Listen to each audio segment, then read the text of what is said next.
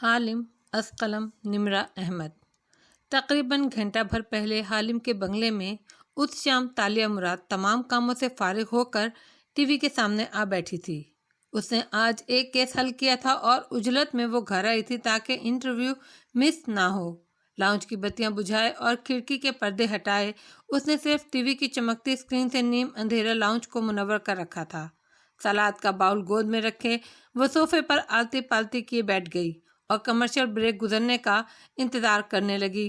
ڈور بیل کی چنگھاڑتی آواز نے ایک دم اسے شدید بدمزہ کر دیا تھا۔ ماتھے پر بل ڈالے تالیہ اٹھی اور سلیپرز پیروں میں گھسیٹتی باہر آئی۔ پورچ تک آتے ہی وہ ٹھہری۔ چھوٹے گیٹ کے باہر کھڑے پروسیکیوٹر احمد نظام دکھائی دے رہے تھے۔ اس نے ایک نظر اپنے حلیے کو دیکھا۔ وہ بالوں میں ہیئر بینڈ لگائے، کھلی سیاہ قمیض اور سفید ٹراؤزر پہنے ہوئے تھی۔ وہ کہیں سے بھی شہزادی نہیں لگ رہی تھی جو پچھلی دفعہ وہ سامنا کرنے کو تیار تھی۔ چیتالیہ مخل ہونے کے لیے معذرت۔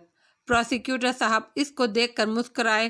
وہ بھی جبراً مسکراتے ہوئے آگے آئی اور دروازہ کھولا اور انہیں راستہ دیا۔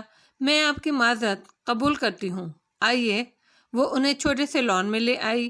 ایک کرسی کو میز کے سامنے یوں رکھا کہ میز کی دوسری طرف سفید کین کا جھولا تھا۔ اندر نہیں بلائیں گی؟ وہ کرسی پر بیٹھے تو وہ جھولے پر بیٹھ گئی اور ٹانگ پر ٹانگ جمائی۔ دونوں کے درمیان اب ایک میز اور بہت سے شکوک حائل تھے۔ آپ سرچ وارنٹ کے ساتھ آئیں تو بلا لوں گی، تالیہ نے سنجیدگی سے ان کو دیکھ کر کہا، جو مسکرا کر اعتراف کا جائزہ لے رہے تھے۔ شام ابھی روشن تھی اور گھاس خشک تھی۔ تالیہ کے بائیں ہاتھ کھڑکی تھی جس سے اندر اندھیرے لاؤنج میں چمکتی ٹی وی اسکرین دکھائی دے رہی تھی۔ آواز ساؤنڈ پروف شیشوں کے باعث نہیں سنائی دیتی تھی۔ آپ کا سیاسی انتقام ابھی ختم نہیں ہوا جناب، مگر اوہ سوری، آپ تو صرف مہرہ ہیں صوفیہ رحمان کے بیڈنگ کے لیے۔ احمد نظام نے بہت ضبط سے اسے دیکھا۔ چیتالیہ، آپ اپنے اعمال کسی اور کے سر نہیں تھوپ سکتی۔ اور کیا کیا ہے میں نے؟ بظاہر کچھ بھی نہیں۔ میں نے آپ کے کاغذات بہت باریک بینی سے پڑھے ہیں، گو کہ میں جانتا ہوں آپ ایک آرٹ تھیف اور کون وومین ہیں، مگر اپنی ہر واردات سے کمائے پیسے کو آپ نے خوبصورتی سے کسی پینٹنگ کی فروخت کے مد میں ڈال کر سفید کر رکھا ہے۔ اگر صوفیہ رحمان آپ جتنی عقل مند ہوتی تو اپنے کالے دھن کا منی ٹرائل پہلے دن سے بنا رکھتی، مگر حکمران طبقہ منی ٹرائل اس لیے نہیں بناتا کہ انہیں پکڑے جانے کا ڈر نہیں ہوتا۔ آپ کو تھا، اور میں آپ کی ذہانت کی قدر کرتا ہوں۔ اچھا، تو اب میں چور بھی ہوں۔ یوں کریں، 2-4 قتل بھی ڈال دیں میرے اوپر، کیس زیادہ مضبوط ہو جائے گا۔ میری بات ابھی مکمل نہیں ہوئی چیتالیہ۔ وہ مسکرائے، اور پروسیکیوٹر ایسی مسکراہٹ کسی بھی مشتبہ شخص کو چونکانے کے لیے کافی ہوتی ہے۔ میں نے کہا نا، آپ نے اپنی ملکیت میں موجود ہر شے کس طرح خریدی، ساری دولت کس طرح بنائی۔ آپ کے پاس ہر چیز کا پیپرز میں منی ٹرائل ہے سوائے ایک چیز کے۔ وہ ٹھہر کر اس کی آنکھوں میں دیکھنے لگے تو تالیہ نے گہری سانس لی۔ آپ کو تو مسٹری رائٹر ہونا چاہیے تھا۔ وہ اس کی آنکھوں سے نظریں ہٹائے بغیر بولے، یہ سرخ آنسو شکل یاقوت اور ہیروں سے مزین انگوٹھی کہاں سے آئی ہے آپ کے پاس چیتالیہ؟ تالیہ کی لٹ کو لپیٹتے انگلی ٹھہری۔ اس نے ہاتھ سامنے کر کے شام کی نیلگوں روشنی میں اس قیمتی انگوٹھی کو دیکھا اور پھر احمد نظام کو۔ آپ 2 ماہ یہی سوچتے رہے، مجھ سے پوچھ لیتے۔ خیر، یہ ایک گفٹ تھا۔ کس کا؟ مگر تالیہ کے پاس جواب تیار تھا۔ میری فوسٹر فیملی جو لاہور میں تھی، یہ ان کے دادا یعنی میرے فوسٹر دادا کی خاندانی انگوٹھی تھی۔ میں نے ان کی خدمت کی تھی، اسی لیے انہوں نے یہ مجھے دی تھی۔ احمد نظام مسکرا دیے۔ میں نے کافی دن سوچا کہ آپ اس انگوٹھی کو کس کے سر ڈالیں گی، اور مجھے آپ کی فوسٹر فیملی کا ہی خیال آیا، بیرون ملک موجود خاندان جس کو اب تلاش کرنا بھی ممکن نہیں تھا۔ آپ یقیناً انہی کا نام لیں گی، اسی لیے میں نے ان 2 ماہ میں نہ صرف ان کو تلاش کر لیا بلکہ ایک جج کی موجودگی میں ان کے ویڈیو بیانات بھی لے لیے۔ پاکستانی دوستوں کا یہ فائدہ تو ہوتا ہی ہے۔ تالیہ کے اعصاب تن گئے، اس کا حلق سوکھنے لگا۔ اور چیتالیہ، یہ انگوٹھی ان کے خاندان سے آپ کو نہیں ملی۔ اس انگوٹھی کو وہاں کوئی نہیں پہچانتا۔ اس سے پہلے کہ آپ یہ کہیں کہ جس یتیم خانے میں آپ نے پرورش پائی اس کے منتظم کو یہ بچپن میں آپ کے ہاتھ میں ملی تھی، میں ان سے بھی پوچھ چکا ہوں۔ آپ نے ان کو بتا رکھا ہے کہ آپ ایک اسکول ٹیچر ہیں اور انگوٹھی کو بھی وہ نہیں پہچانتے۔ تالیہ نے دانت پر دانت جمائے برہمی سے انہیں دیکھا۔ یہ میری انگوٹھی ہے اور یہ مجھے کسی نے تحفہ میں دی تھی۔ ملک کا کوئی قانون مہنگے تحفوں کو قبول کرنے کے خلاف نہیں ہے۔ جی، مگر آپ کو بتانا پڑے گا یہ انگوٹھی آپ نے کہاں سے لی۔ آپ جھوٹ بول کے پہلے ہی میرے اور اپنے درمیان اعتماد کی فضا کو مجروح کر چکی ہیں۔ وہ ذرا نرمی سے بولے تو اس نے تندہی سے انہیں دیکھا۔ آپ کا ضمیر آپ کو ایک سیاسی انتقام کا حصے بننے پر ملامت نہیں کرتا؟ آپ کو رات کو نیند آ جاتی ہے؟ کیا یہ آپ کا واحد ڈیفینس ہے؟ وہ چپ رہ گئی، پھر گہری سانس لی۔ یہ انگوٹھی مجھے جس نے بھی دی تھی میں اس کا نام نہیں بتانا چاہتی۔ وہ مجھ سے شادی کرنا چاہتا تھا اور آپ نے اس سے شادی نہیں کی۔ نہیں، مگر آپ نے اس کی انگوٹھی رکھ لی۔ یہ تحفہ تھا۔ تحفہ دیتے وقت اس نے مجھے پرپوز نہیں کیا تھا، مگر پرپوز وصول کرنے کے بعد آپ نے انکار کے ساتھ انگوٹھی واپس نہیں کی۔ آپ مجھے میری اخلاقیات پر جج نہ کریں تو بہتر ہوگا۔ یہ میرا ذاتی معاملہ ہے۔ وہ غرائی تھی، اس کی رنگت دہکنے لگی اور دماغ معاف ہو رہا تھا۔ آپ مجھے اپنے اس سوٹور کا نام بتائیں تو میں اس کا بیان لے کر یہ کیس ختم کر دوں گا۔ اس نے بے بسی بھرے غصے سے اسے دیکھا۔ وہ ایڈیٹ پروسیکیوٹر 5-7 برس پرانے ایک سلطان کا بیان کیسے لے سکتا تھا؟ میں نے کہا نا، یہ تحفہ تھا اور میں نے اسے رکھ لیا ہے۔ یہ کوئی جرم نہیں ہے۔ مجھے اس کو ثابت کرنے کی بھی ضرورت نہیں ہے۔ ایکچولی آپ کو ہے۔ اس نے کوٹ کی جیب سے ایک ننھا فولڈر نکالا اور اس کے سامنے کھول کر رکھا۔ تالیہ نے بھویں بھینچی، اس پر نگاہ ڈالی۔ شام کی روشنی مطالعے کے لیے نامناسب تھی۔ میرے پاس اس کو پڑھنے کا وقت نہیں ہے۔ یہ انگوٹھی صوفیہ رحمان کی ہے۔ جھولے پر بیٹھی تالیہ ساکت رہ گئی۔ اس کا دماغ پھک سے اڑ گیا۔ واٹ؟ اس نے تیزی سے فائل اٹھائی اور صفحے پلٹائے۔ یہ انگوٹھی 4 ماہ قبل صوفیہ رحمان کے لاکر سے چوری ہوئی تھی۔ ان کی رپورٹ انہوں نے خفیہ اداروں کو دی تھی اور اس رپورٹ میں لکھی انگوٹھی کی ڈسکرپشن اور تصاویر ہو بہو آپ کی انگوٹھی والی ہیں۔ اس میں اس جیولر کا بیان بھی ہے جس نے یہ انگوٹھی بنائی تھی۔ ہم نے آپ کی تصاویر اس کو دکھائیں اور وہ اس انگوٹھی کو پہچان گیا ہے۔ میں آپ کے پاس اس انگوٹھی کا وارنٹ لیے حاضر ہوا ہوں۔ ہمیں اس کو فورینسک میں بھیجنا ہوگا۔ اس نے فائل رکھی اور تیکھی نظروں سے انہیں دیکھا۔ میرا آپ سے ایک سوال ہے پروسیکیوٹر صاحب، پوچھئے۔ آپ نے بہت اچھی تفتیش کی ہے۔ میری انگوٹھی پہ آپ کو شک گزرا اور صوفیہ رحمان کی انگوٹھی کی گمشدگی کی رپورٹ سے اس کو میچ کیا تو آپ کو یقین ہو گیا کہ یہ وہی انگوٹھی ہے۔ بالکل۔ مجھے صرف اتنا بتائیے، پہلے کیا دیکھا تھا آپ نے، میری انگوٹھی یا صوفیہ رحمان کی رپورٹ؟ ایکسکیوز می، میں خود بتا دیتی ہوں۔ آپ نے 2 ماہ میری انگوٹھی پر سرچ کی۔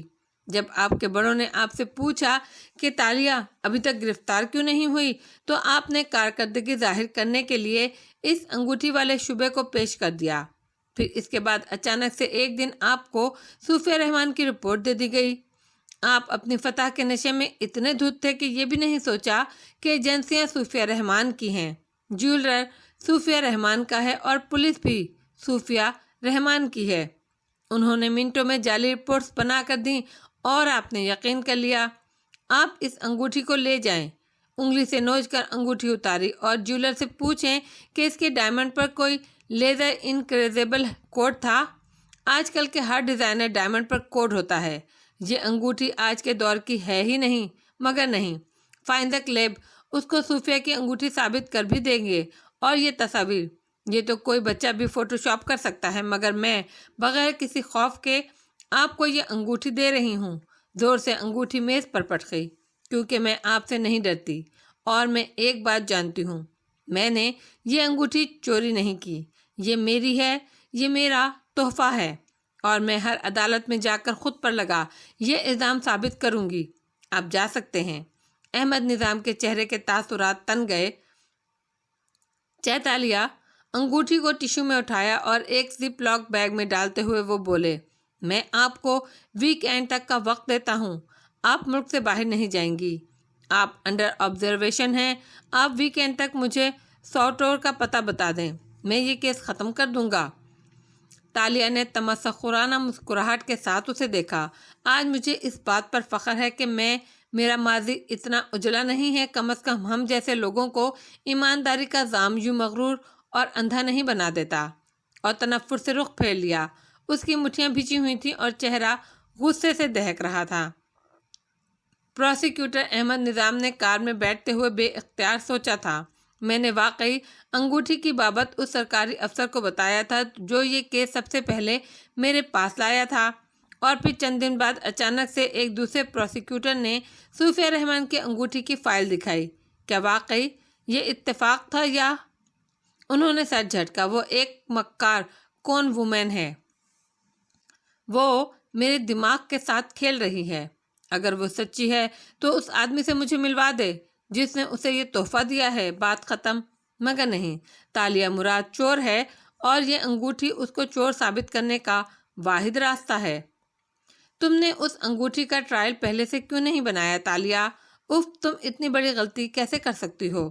رات میں وہ لاؤنج میں سر پکڑے بیٹھی تھی اور داتن غصے میں آگ بگولا اس کے سامنے کھڑی تھی۔ صرف وہ انگوٹھی نہیں، ملاقہ سے لائے کسی زیور کا ٹرائل نہیں بنایا میں نے۔ وہ سارا زیور ایک محفوظ لاکر میں ہے جو کہ میرے نام پہ نہیں ہے، اسی لیے اس ایڈیٹ کو اس کا علم نہیں ہو سکا۔ انگوٹھی بس پہنتی تھی تو اس نے دیکھ لی۔ اف، مجھ سے اتنا بڑا بلنڈر ہو گیا۔ وہ ماتھے کو پکڑے سر جھکائے بیٹھی تھی۔ فاتح رامدل کا ساتھ دینا تمہیں بہت مہنگا پڑ رہا ہے تالیہ، مگر میں نے کچھ غلط نہیں کیا داتن۔ وہ سر اٹھا کر جیسے اچنبھے سے بولی، یہ میرا زیور تھا، میرا جائز زیور۔ مجھے اس کا نہ خوف تھا نہ گرد، اسی لیے میں نے اس کو نظر انداز کر دیا۔ اب کیا ہوگا؟ کچھ نہیں ہوگا۔ اس نے سر جھٹک کر میز سے آئی پیڈ اٹھا کر گود میں رکھا اور اسکرین روشن کی۔ جب انسان ایماندار ہو جائے تو ماضی کے گناہوں پر اسے کوئی نہیں پکڑ سکتا۔ اللہ تعالیٰ ایسے انسان کا خود پردہ رکھتا ہے۔ ایڈم یہ کہتا ہے، مجھے یقین ہے میری ایمانداری کے بدلے سارے کائنات میرا پردہ رکھے گی۔ یہ لوگ مجھے ملاقہ کا کانٹا نہیں ثابت کر پائیں گے۔ تم دیکھنا۔ وہ اب روشن اسکرین پر انگلی پھیر رہی تھی۔ مجھے ایڈم کا انٹرویو دیکھنا ہے۔ داتن اسے دیکھ کر رہ گئی۔ ایڈم تمہارے لیے کیا ہے تالیہ؟ تالیہ نے حیرت سے اسے دیکھا۔ وہ میرا دوست ہے۔ اور تم نے کبھی سوچا وہ تمہارے بارے میں کیا سوچتا ہے؟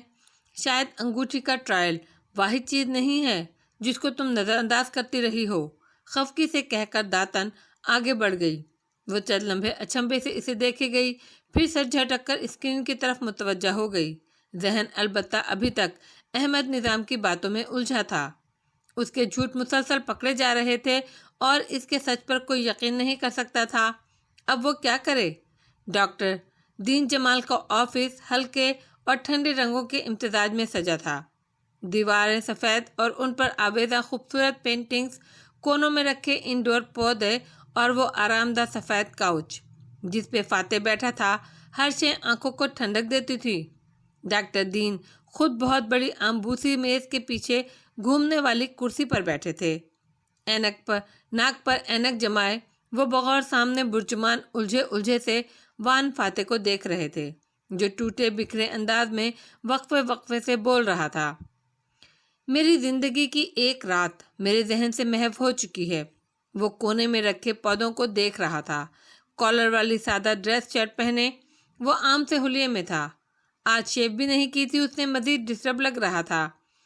اس رات کچھ ہوا تھا دین، اور وہ جانتی ہے کہ کیا ہوا تھا، مگر وہ مبہوم باتیں کر کے چلی گئی اور میں تب سے ذہنی اذیت میں ہوں۔ تمہیں کیا لگتا ہے کیا ہوا تھا؟ کسی نے مجھے مارا تھا، کیونکہ میرے جسم پہ ضربوں اور زخموں کے نشان تھے، کچھ پرانے اور کچھ نئے، جیسے اس ایک رات میں کافی عرصہ بیت گیا ہو۔ اور پھر وہ خواب۔ اس نے کرب سے آنکھیں بند کیں۔ وہ خواب تمہارے ذہن کی اختراع بھی تو ہو سکتے ہیں، تو پھر ان کو اس کے بارے میں کیسے معلوم ہو سکتا ہے؟ وہ پوری جزیات سے مجھے میرا خواب کیسے بتا سکتی ہے؟ اس نے شکوہ کناہ نظروں سے ڈاکٹر کو دیکھا۔ کبھی کبھی کسی ناخوشگوار واقعے سے جب انسان ڈیل نہیں کر سکتا تو اس کا ذہن اس میموری کو ریپریس کر دیتا ہے۔ اکثر بچپن کے برے واقعات کو بچے ذہن میں کوئی اور شکل دے دیتے ہیں، یہاں تک کہ بڑے ہونے پر اصل واقعہ انہیں یاد نہیں رہتا، اس کا متبادل من گھڑت خوشگوار واقعہ ان کو یاد ہوتا ہے۔ مگر یہ میرا بچپن نہیں ہے، ایک ہی رات میں اسے کیسے بھول سکتا ہوں؟ ہو سکتا ہے تمہارے سر پر چوٹ آئی ہو، یا ٹراما کی وجہ سے وقتی طور پر یادداشت چلی گئی ہو، یا شاید اس رات کچھ بھی نہ ہوا ہو۔ مگر تالیہ کو کیسے علم ہوا، اور یہیں آ کر وہ الجھ جاتا تھا۔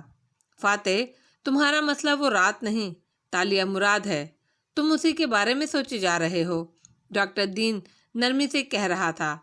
فاتح نے سر جھٹکا، مجھے نہیں معلوم، تم اس لڑکی میں انوالوڈ ہو رہے ہو اور تم جانتے ہو یہ غلط ہے۔ یہ بات نہیں ہے، مجھے اس کے ساتھ ہو کر کبھی کچھ غلط محسوس نہیں ہوتا، بس یوں لگتا ہے کہ کوئی تعلق ہے ہمارے درمیان، کچھ ایسا جسے میں سمجھ نہیں پا رہا۔ تو تم اس کے بارے میں کچھ محسوس نہیں کرتے؟ ڈاکٹر نے ابرو اٹھا کر اسے دیکھا، اس نے ہلکے سے شانے اچکائے۔ میں اس کو مس کرتا ہوں، جب وہ سامنے آئے تو مجھے خوشی ہوتی ہے۔ یہ محبت نہیں ہے، یہ کچھ اور ہے، ایسا کبھی پہلے کسی اور کے ساتھ نہیں ہوا، کیونکہ تمہیں پہلے کبھی کسی سے محبت نہیں ہوئی۔ نہیں یار، میری بیوی ہے، میرے بچے ہیں، میں یوں دوسری عورت کے بارے میں کیسے سوچ سکتا ہوں؟ وہ خود سے بیزار ہوا تھا۔ ڈاکٹر دین نے غور سے اسے دیکھا۔ محبت کا یہی مسئلہ ہے، یہ وبا کی طرح کسی کو کہیں بھی لگ سکتی ہے، یہ شادی شدہ لوگوں کو بھی ہو جاتی ہے۔ تمہاری بیوی سے تمہارے تعلقات کئی برسوں سے خراب ہیں، تم دونوں پریکٹیکلی ایک سخت کاغذی رشتے کو نبھا رہے ہو۔ اتنے برس سے تم مجھے بتاتے آئے ہو کہ وہ کس طرح تمہارے ساتھ توہین آمیز رویہ رکھتی ہے، وہ تمہیں آریانہ کے کھو جانے کا ذمہ دار سمجھتی ہے، حالانکہ آریانہ تمہاری بیٹی تھی، اس کی نہیں۔ تمہارا اور تمہاری بیوی کا تعلق برسوں سے ختم ہے، مگر اب ہم ٹھیک ہیں؟ غلط، اب تمہاری بیوی نے رویہ بدلا ہے، کیونکہ وہ تالیہ مراد سے خوف زدہ ہے۔ تم بے شک نہ مانو، مگر میں اس کرسی پر اسی لیے بیٹھا ہوں کیونکہ میں انسانی رویوں کو پڑھ سکتا ہوں۔ تم اپنی بیوی سے بہتر تعلقات کے خواہاں ضرور ہو، مگر انسان کے دل سے جب ایک دفعہ اس کا اسپانس اتر جائے تو اس رشتے کو واپس پرانی حالت پر لانا ممکن نہیں ہوتا۔ تم معاشرے کے لیے اس کے ساتھ رویہ بہتر کر سکتے ہو، تم دونوں سکون سے بھی رہ سکتے ہو، مگر محبتیں اپنی مرضی سے زندہ نہیں ہوتی۔ تو پھر میں کیا کروں؟ وہ جیسے ہار مان گیا تھا۔ ڈاکٹر دین ہاتھ باہم پھنسائے آگے کو ہوئے اور سنجیدگی سے کہنے لگے، تم ایک ایکسٹرا آرڈنری لڑکی کے ساتھ چند ماہ کام کرتے آئے ہو، میں ابھی تک اس لڑکی کو ٹھیک سے نہیں سمجھ سکا، جتنا تم نے بتایا ہے اس سے معلوم ہوتا ہے کہ اس کی شخصیت کی مضبوطی، اس کی ذہانت قرض، اس کی ہر بات تمہیں متاثر کرتی ہے۔ اگر وہ لڑکی واقعی کوئی چور ہے جیسا کہ تمہیں بتایا گیا ہے تو اس نے تم سے کچھ نہیں چرایا، اس نے صرف تمہاری مدد کی، وہ تمہارے کام آئی، مگر کیوں؟ شاید وہ میرے کاز پر یقین رکھتی تھی، شاید اس کا مقصد تمہاری توجہ حاصل کرنا تھا، لیکن پھر ایک اصولی موقف پہ اس نے تمہیں چھوڑ کیوں دیا؟ اگر وہ تمہیں صرف حاصل کرنا چاہتی تھی تو اسے تمہارے ارد گرد منڈلانا چاہیے تھا، اگر وہ تمہیں نقصان دینا چاہتی تھی تو ابھی تک نقصان کیوں نہیں پہنچایا؟ ایک کون وومن اگر خود کو لائم لائٹ میں لے آئے تو اس کا دھندا ہی ختم ہو جائے گا کہ سب اس کو پہچاننے لگیں گے۔ کوئی انسان اتنا سیلف لیس ہو کے کسی کے لیے کام صرف ایک صورت میں کرتا ہے۔ کس صورت میں؟ وہ دھیان سے اس کو سن رہا تھا۔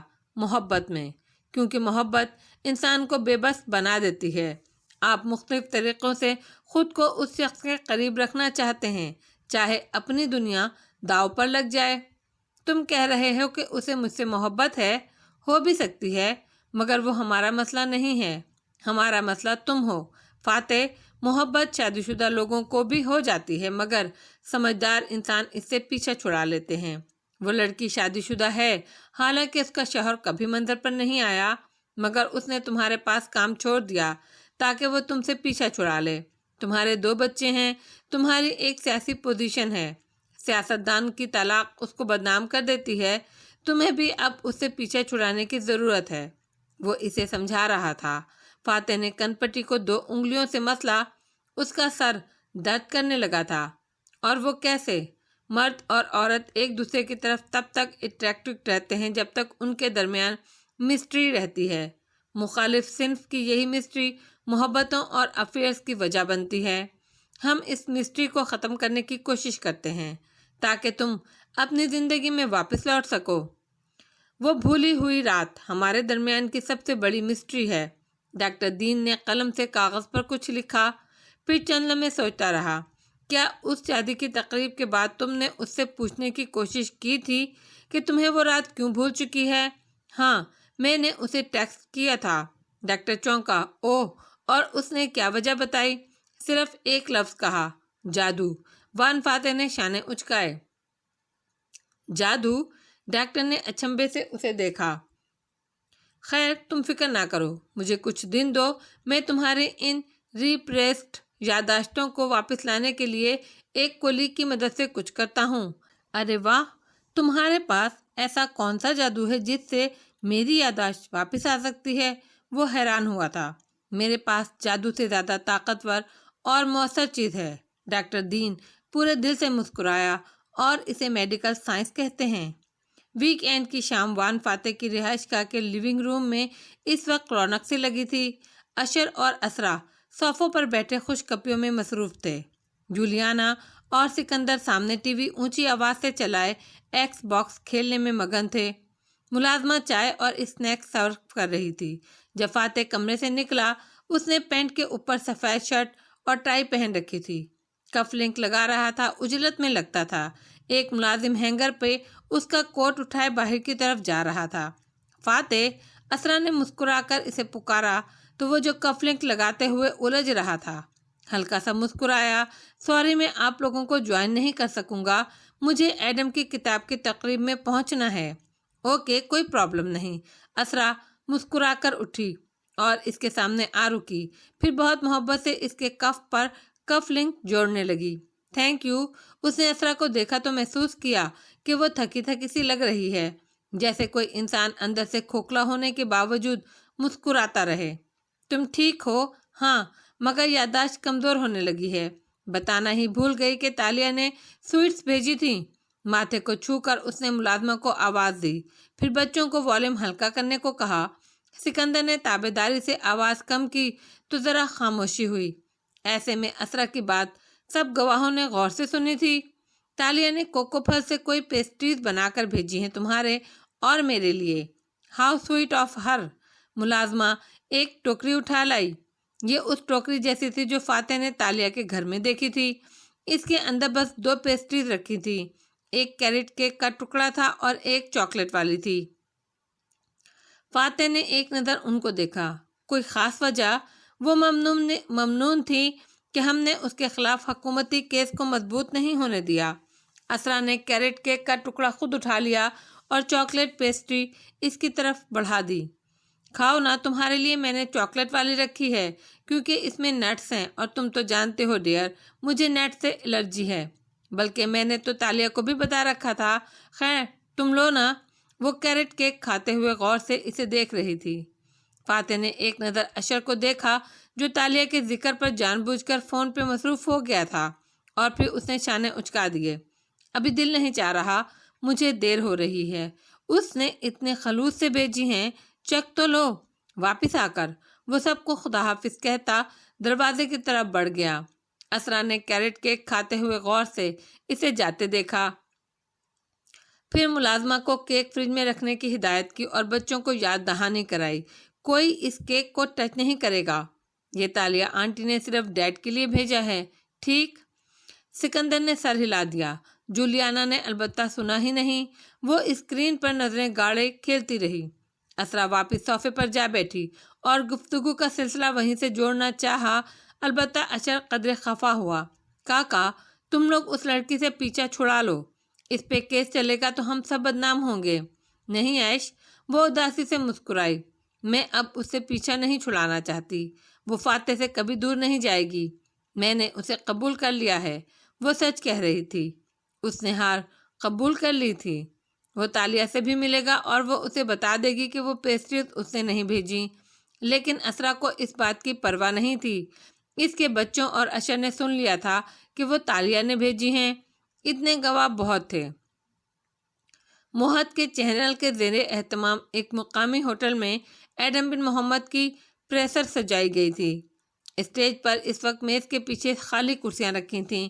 ان کے عقب میں بڑی اسکرین پر ایڈم کی کتاب کا سرورق دکھایا جا رہا تھا۔ تقریب شروع ہونے میں ابھی وقت تھا، اسی لیے اسٹیج خالی تھا اور مہمان ٹولیوں کی صورت کھڑے خوش گپیوں میں مصروف تھے۔ مشروبات سرو کیے جا رہے تھے، چیما گوئیاں ہو رہی تھیں۔ ایسے میں گلاس اٹھائے مہمانوں کے درمیان سے گزرتی تالیہ صرف ایک چہرے کو ڈھونڈ رہی تھی، جس کو صبح ہی اس نے مدعو کیا تھا اور اسے امید تھی کہ وہ آئے گا، اور پھر وہ اسے نظر آ ہی گیا، چند لوگوں میں گھرا کھڑا مسکرا کر بات کرتا وان فاتح۔ وہ اکیلا تھا، اسرا ساتھ نہیں آئی۔ تالیہ کو حیرت ہوئی۔ فاتح نے اسے دیکھا تو دوسرے مہمانوں سے معذرت کر کے اس کی طرف آیا۔ چند قدم وہ چلا، چند قدم تالیہ چل کر آئی۔ اسے دیکھ کر وہ جیسے بہت خوش ہوا تھا۔ مسز اسرا نہیں آئی؟ نہیں، ان کی طبیعت ٹھیک نہیں لگ رہی تھی۔ ایڈم کہاں ہے؟ وہ بیک اسٹیج ہے، اپنی تقریر دہرا رہا ہے۔ وہ بھی اسے دیکھ کر خوش ہوئی تھی۔ آج اس نے سیاہ اسکرٹ پر سفید بلاؤز اور سیاہ کوٹ پہنے بالوں کو کھلا چھوڑا ہوا تھا۔ بنا میک اپ کے چہرہ اور اس پر فاتح کو دیکھ کر آئی مسکراہٹ۔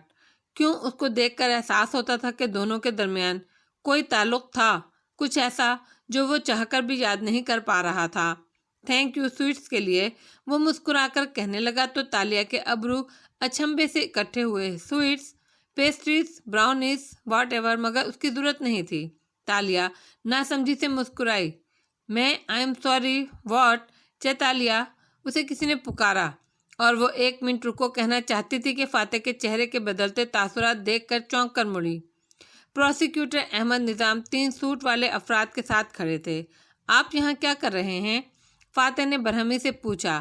احمد نظام نے کاغذ کا ایک ٹکڑا اس کی طرف بڑھایا۔ ہمارے پاس تالیہ مراد کی گرفتاری کے وارنٹ ہیں۔ چیتالیہ، آپ کو ہمارے ساتھ چلنا ہوگا۔ تالیہ بالکل ٹھہر کر ان کو دیکھنے لگی۔ فاتح نے البتہ ناگواری سے کاغذ لیا اور اسے کھول کر دیکھا۔ چونکہ دور دور تک ٹولیوں کی صورت مہمان بکھرے ہوئے تھے، اسی لیے فی الوقت کوئی ان کی طرف متوجہ نہیں تھا۔ آپ کی انگوٹھی کی فورینسک رپورٹ آ گئی ہے۔ یہ وہی انگوٹھی ہے جو صوفیہ رحمان کی ملکیت میں تھی؟ احمد نظام نے فاتحانہ انداز میں جتایا تو اس نے گہری سانس لی۔ ٹھیک ہے، آپ مجھے گرفتار کر لیں، مگر یہ ایڈم کی سب سے بڑی تقریب ہے۔ میں اس کے انٹرویوز مس کر دیتی ہوں، میں اس کو مس نہیں کرنا چاہتی۔ آپ تقریب کے اختتام پر مجھے گرفتار کر لیجیے گا۔ وہ بہت ضبط سے بولی۔ قانون اندھا ہوتا ہے چیتالیہ، مگر آپ کی آنکھیں ہیں، وہ درستی سے بولا۔ اگر تالیہ نے انگوٹھی چرائی ہوتی تو وہ اسے سر عام پہن کر گھوم رہی ہوتی۔ واٹ ربش!